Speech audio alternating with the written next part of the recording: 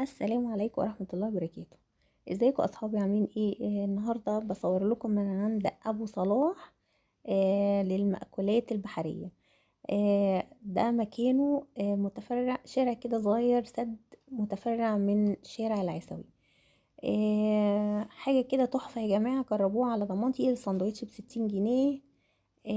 كابوريا جمبري مقلي وسبيت. دي تجربتي اللي انا جربتها من عندهم، كانت فعلا موفقة.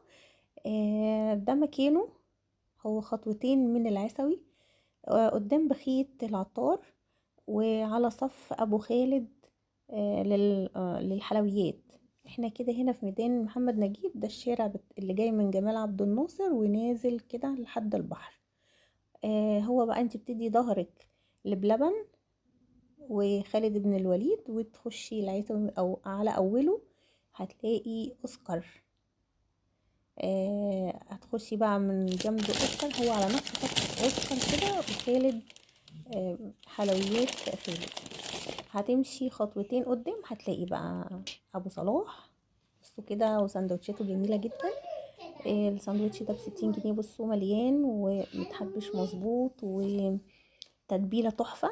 نقوله تاني العنوان، ده شارع اللي جاي من جمال عبد الناصر ونازل على البحر في محمد نجيب.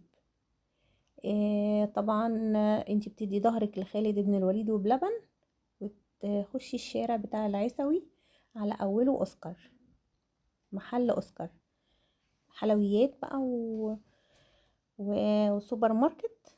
هتخشي الشارع ده خطوتين قدام على نفس الصف بتاع اوسكار. اول شارع شارع عادي تقاطع، ده لا، الشارع التاني مش عادي، شارع سد كده موجود فيه المحل، محل ابو صلاح.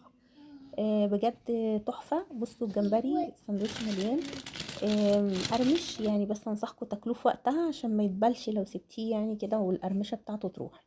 لكن طعمه كان تحفه وجميل.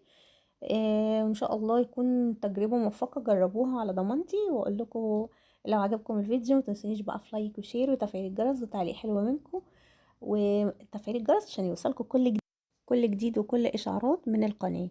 اقول لكم بقى مع السلامه.